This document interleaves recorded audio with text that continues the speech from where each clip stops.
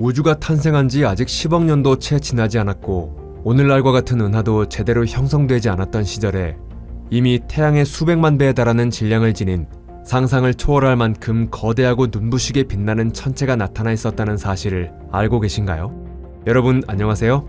이 거대한 천체는 대체 무엇이었는지, 왜 지금은 찾아보기 힘든지, 은하 형성에 어떤 역할을 했을 가능성이 있는지, 그리고 실제로 존재했을 가능성을 뒷받침하는 관측 증거가 무엇인지 오늘은 그 모든 이야기를 들려드리겠습니다. 토픽에 오신 것을 환영합니다. 그럼 시작해보겠습니다.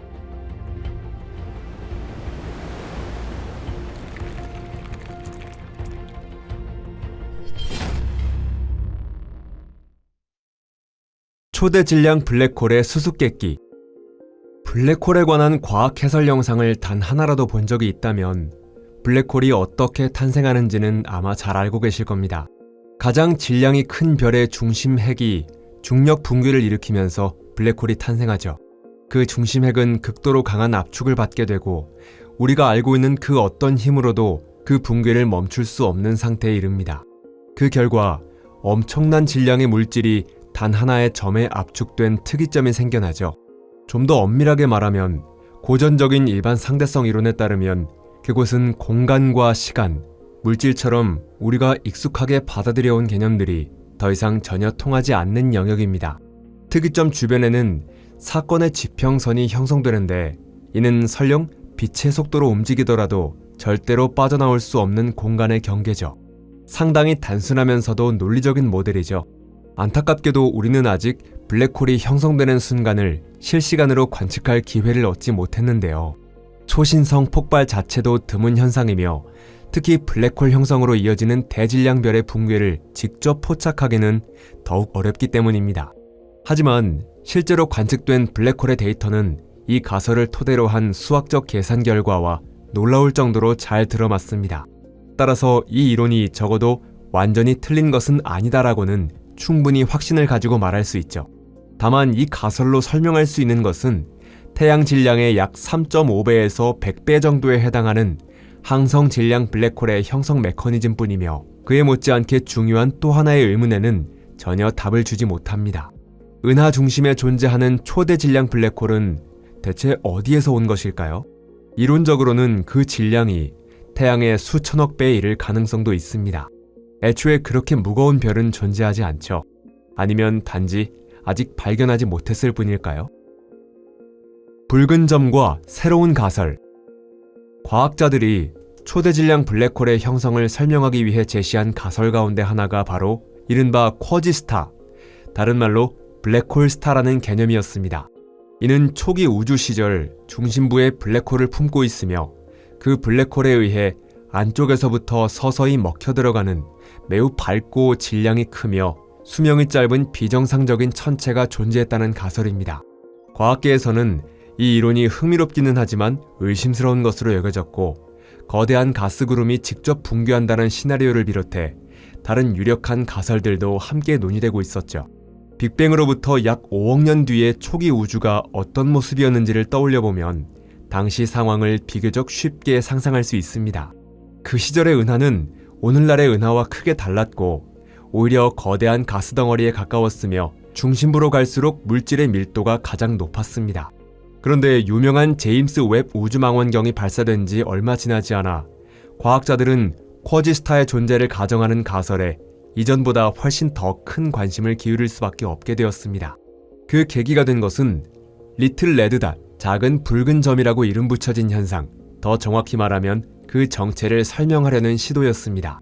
우리가 관측 가능한 우주의 가장 먼 영역을 들여다보는 데 사용하는 망원경은 말하자면 일종의 타임머신과 같은데요. 어떤 천체가 우리로부터 130억 광년 떨어져 있다면 우리가 보는 것은 130억 년 전, 즉 빅뱅으로부터 불과 5억 년에서 7억 년밖에 지나지 않았던 시절의 모습입니다. 그리고 실제로 초기 우주에서 이 작은 붉은 점들이 발견되었죠. 이들은 극도로 작고 조밀하면서도 밝은 천체였으며 기묘한 V자 형태의 스펙트럼을 보여주었습니다. 즉, 자외선 영역에서는 비교적 푸르게 보이다가 가시광선 영역에서는 갑자기 붉은색이 크게 강해지는 특징을 가지고 있었죠.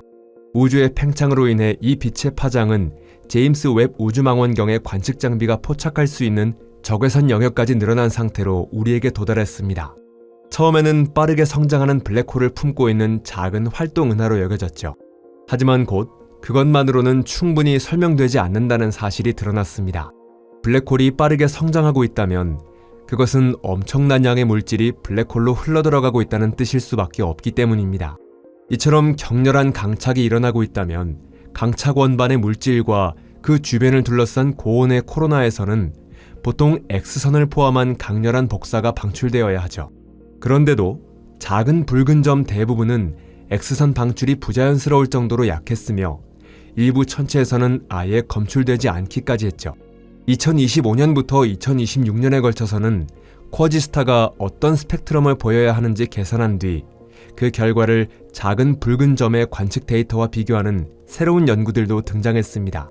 그 결과 실제 스펙트럼에서 나타나는 여러 특징을 상당히 성공적으로 재현할 수 있다는 사실이 밝혀졌습니다. 쿼지스타란 무엇인가? 그렇다면 쿼지스타는 대체 어떤 천체일까요? 이름에 속지 마세요. 우리가 일반적으로 떠올리는 별과는 완전히 다른 존재입니다. 보통의 별은 중심핵에서 일어나는 열핵융합 반응을 통해 빛을 냅니다. 하지만 쿼지스타에서는 그 원리가 조금 다른데요. 태양보다 수백만 배나 더 무겁고 지름은 수십억 킬로미터에 달하는 엄청나게 거대하고 막대한 질량을 지닌 가스 구름을 상상해보세요. 가스가 유입되는 속도가 조금만 더 느리고 완만했다면 이 구름은 아마 여러 조각으로 나뉘어 수많은 평범한 별이 되었을 것입니다. 하지만 물질이 엄청난 속도로 유입되면 초대 질량 별이 형성되고 그 별은 다시 주변의 물질을 더욱 빠른 속도로 계속 삼켜나갑니다.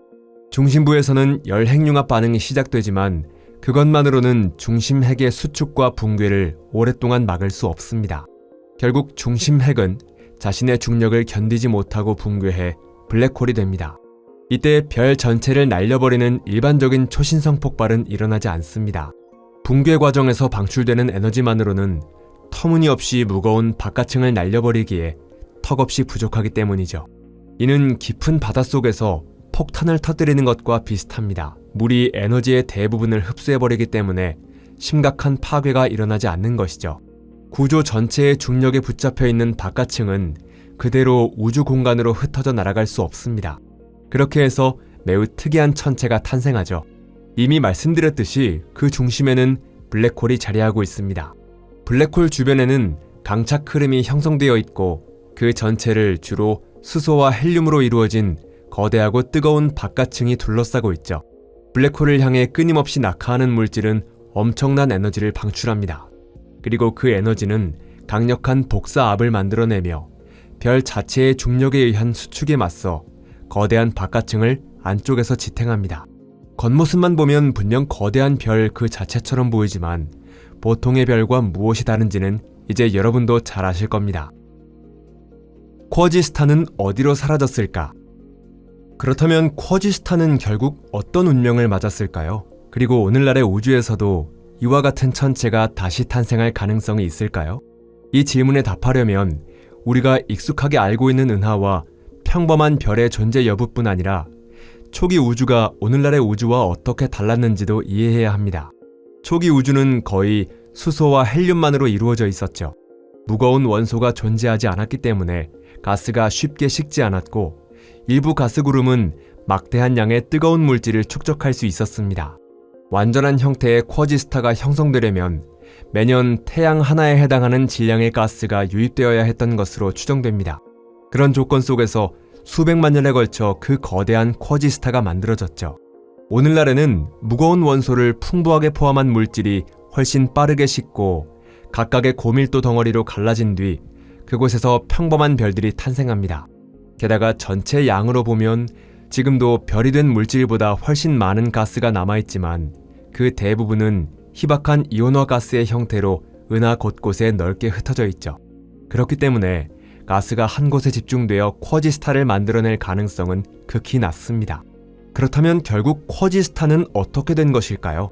이미 짐작하셨겠지만 쿼지스타는 훗날 초대 질량 블랙홀로 성장할 씨앗이 되었죠. 한동안은 물질이 방출하는 복사가 쿼지스타 전체가 붕괴하는 것을 막아주었습니다. 하지만 각각의 쿼지스타 중심에는 이미 블랙홀이 숨어 있었고 안쪽에서부터 계속 별을 먹어치우고 있었습니다. 떨어져 들어가는 물질의 일부는 블랙홀의 질량을 증가시켰고 강착 과정에서 방출된 에너지는 복사와 물질의 운동이라는 형태로 주변 가스에 전달되었습니다. 처음에는 그 에너지가 바깥층을 지탱하며 붕괴를 막아주었지만 블랙홀이 성장하고 가스의 저장량이 줄어들면서 구조 전체의 균형이 무너지기 시작했습니다. 결국 바깥층은 안정성을 잃었고 복사압에 밀려 우주 공간으로 흩어져 나갔습니다. 그리고 그 자리에는 훗날 초대질량 블랙홀로 성장할 씨앗이 되는 거대한 블랙홀만 남았죠. 그렇게 초기 우주를 밝히던 거대한 천체들은 하나 둘씩 사라져갔습니다. 하지만 우주의 역사는 이제 막 시작된 참이었죠. 쿼지스타가 남긴 초대질량 블랙홀은 이후 탄생하게 될 은하 중심에서 중력적인 씨앗 역할을 하게 되는데요. 강력한 제트를 뿜어내고 물질을 빨아들이는 과정에서 엄청난 에너지를 방출하면서 블랙홀은 가스를 휘저었고 은하의 성장을 좌우했으며 초기 우주의 모습을 영원히 바꾸어 놓았습니다. 그야말로 장대한 공동작업이었죠. 은하가 블랙홀에 먹이를 공급하고 블랙홀은 새로운 별이 탄생하는 과정을 조절하고 있었던 것입니다. 그리고 우주에서 가장 먼저 태어난 기묘하고 수명이 짧은 거대한 천체, 쿼지스타가 없었다면 우리 은하를 포함한 오늘날의 우주는 지금과는 전혀 다른 모습이었을지도 모릅니다. 오늘 영상이 마음에 드셨다면 꼭 좋아요를 눌러주시고 친구분들에게도 공유해주세요. 여러분 감사합니다. 다음 영상에서 다시 만나요. 안녕히 계세요.